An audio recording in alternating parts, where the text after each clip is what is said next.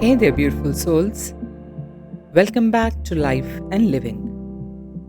I'm your host, Shubhra, and I'm so happy you're here with me today.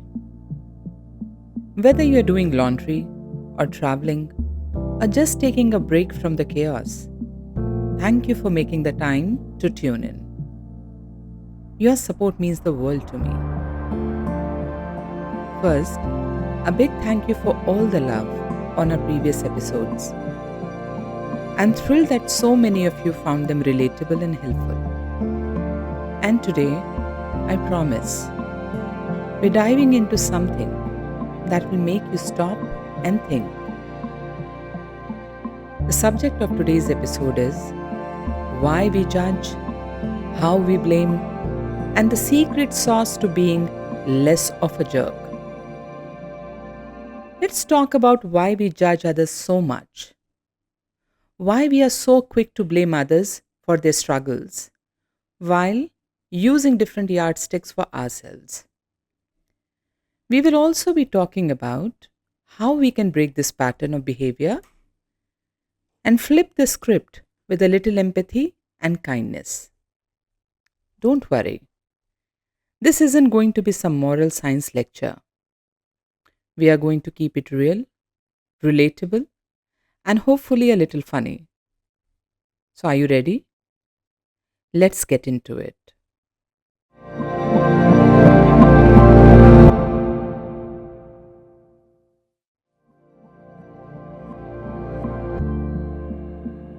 Let's start with this question.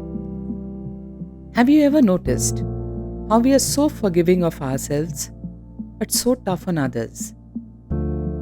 So let's say I missed a deadline. My first thought is that my workload was crazy and that's why I missed the deadline. Of course, I had no choice. But if someone else misses a deadline, my first reaction might be, look at that person. How irresponsible, how unprofessional. See the difference? Take another example. If someone gets a promotion, we think, oh, they got lucky. But when it is our success, then it's always hard work, talent, and us deserving every bit of it. Isn't it funny? Psychologists call this attribution bias. It's a tendency to explain our mistakes as circumstantial, based on outside factors, but blame other people's mistakes on their character or their inherent traits. It's almost as if we live in a movie where we are the hero and everyone else is a supporting actor. Here's a funny example. A group of psychologists, they conducted an experiment. So in this experiment, participants were supposed to watch a quiz show where one person asked all the questions and another person answered, and then finally the participants were supposed to rate who was smarter. The host of the quiz show had all the answers with him, and the person answering the questions got many answers wrong. Now, when the audience was asked to rate who was smarter, the participants rated the host as smarter. See, that's how we judge. This bias is so strong that we often ignore the context and jump straight to judging people. But here's the problem. This bias doesn't just make us judgy. This kind of bias kills our empathy. When we don't consider someone's struggles or their circumstances, we lose the ability to connect with them as human beings. I will give you an example that most of you can relate with. How about we talk about toxic bosses? Yes, we are going there. Have you ever worked under someone who was a pain to everyone? Someone come to your mind? If you missed the deadline or made a mistake, you realize that suddenly the toxic boss labels you as not committed or incompetent. I know many of you are thinking of that one person now. I personally feel that the probability of getting a good boss, a kind boss, is way, way lower than getting a toxic boss.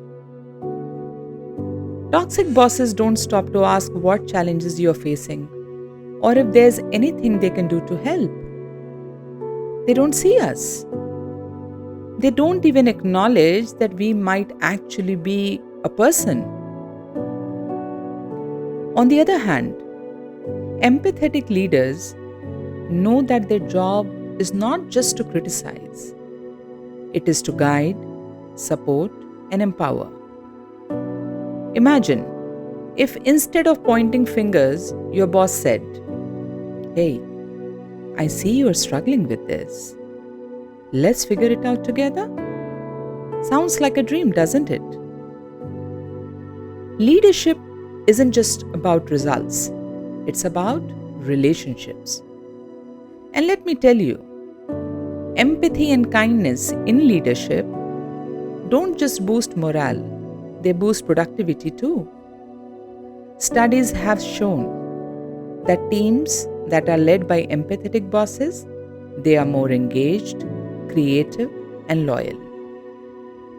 And let's face it, the world has enough bad bosses. Let's try to be the kind of bosses we actually want to work for.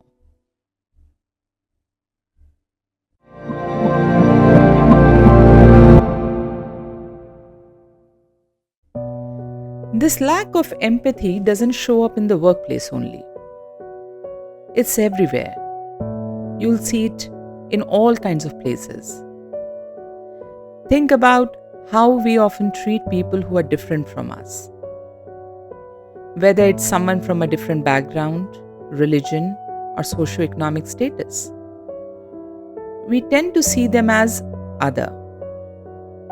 And when we do that, we stop seeing them as full human beings. Take service staff, for example. How often do we truly connect with the people who serve our food, clean our spaces, or fix our appliances? It's so easy to reduce them to their job titles and forget that they have hopes, dreams, and struggles just like us. I'll be honest with you. Many a times I've caught myself doing this too. There have been moments when I've been caught so much in my world that I barely looked at the person helping me. And every time I realize that, it's a big wake-up call. Because if there's one thing we all crave, it is to be seen and valued as people, not just for what we do. Let me share a personal story. A while back, I was rushing to leave the house when my driver casually mentioned that his son's school fees were due. I nodded absent-mindedly. But later it hit me. This was a moment where I could have connected, but I didn't. I went back the next day and I asked him about it.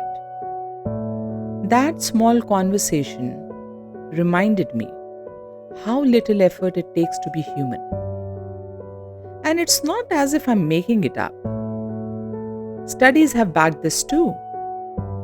Studies have found that when we take the time to humanize others and see them as more than their roles, we are far more likely to treat them with kindness and respect. All right, by now I think we have got a fair idea of the problem. It is now time to talk about solutions. How do we stop judging and start connecting? I'll give you 2 words: empathy and kindness. What is empathy? Empathy is the ability to step into someone else's shoes, even if their experiences are wildly different from yours. It's about asking, what might this person be going through, instead of assuming you already know. And what exactly is kindness? That's empathy in action. It's not just feeling for someone, but actually doing something about it. So one might ask, how do we work on empathy and kindness? Let us start with baby steps. Number 1, listen more than you speak.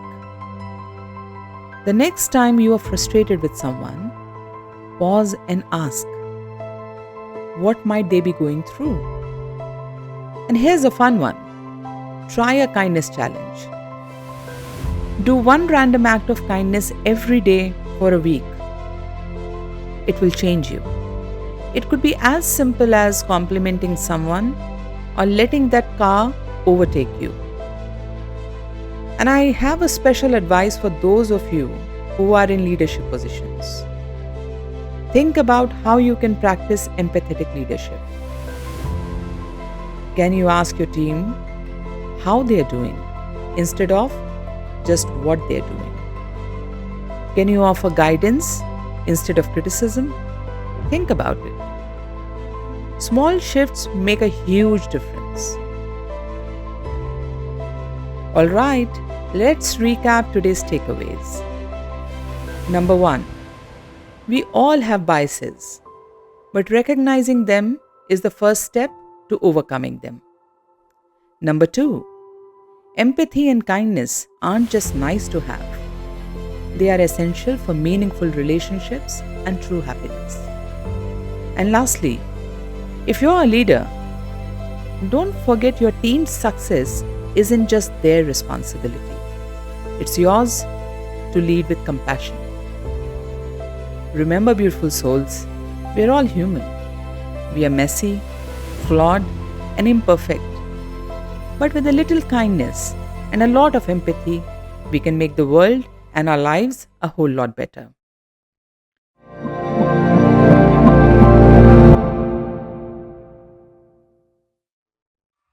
Thank you so much for joining me today on Life and Living.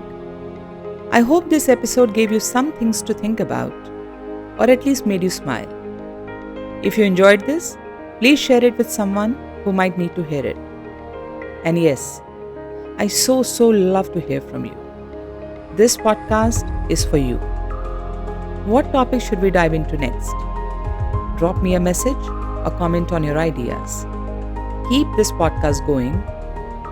Until next time, remember, be kind to others, be kind to yourself, and keep living your best life. Here's to life, here's to living, here's to us.